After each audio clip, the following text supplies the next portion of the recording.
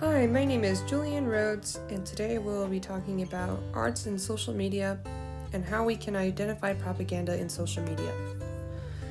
When you think of propaganda, you might think back to your high school history class when we studied World War I, the famous Uncle Sam saying, "I want you for U.S. Army," or when we studied World War II, the bold Rosie the Riveter stating, "We can do it." These are both prime examples of how art and propaganda can strengthen each other. But if those pieces of art were so popular back then, when there was no internet or social media, then how much propaganda are we seeing on our phones today? What does it look like? How can we detect when we are being shown propaganda? First, let's look at how important art is to propaganda.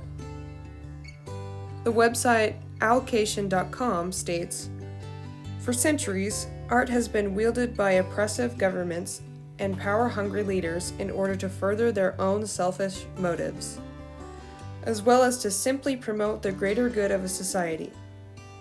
Crafting art is a primary way in which people can express their love of something. What better way to express their love for their nation than through art that can stand the test of time? While propaganda often manifests itself in writing, film, speech, government, and news reports, and the rewriting of history, it can be most powerfully depicted through pieces of art. Paintings, sculptures, architecture, metalwork, and drawing can all be manipulated to portray a message that the artist wishes others to consider. If kids today were given the choice to either listen to a speech or look at some posts on Instagram or Twitter, the majority would choose the social media because this is where our attention lies. This makes it much easier for campaigns to post false information from accounts that look legitimate.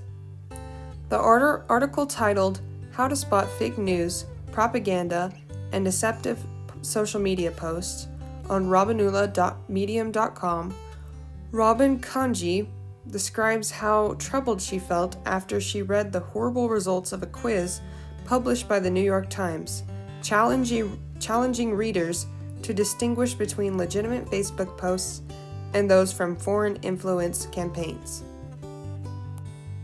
She took the quiz herself, and this was her response. But here's the thing, it usually isn't that difficult to spot propaganda, provided you know what to look for. It's not always easy or obvious, but I was able to correctly identify every single fake post in the article. I did this not by using grammar clues or checking facts, but by asking myself about the purpose of each post. What emotions is the post trying to evoke? What reaction is it trying to elicit, and how strong is that reaction? Is the post likely to make certain groups of people feel very angry or afraid? Does it play into narratives of division, fear, and resentment? Spotting propaganda is not always about finding the errors the creator made, but finding the emotions the creator intended to make you feel. Strong, sometimes overwhelming emotions is the effect art can have on people. This is why, when we find a piece of art that is making one group angry and another satisfied, we should take this into consideration. It is most likely that piece of art is propaganda and was created solely to invoke public emotion.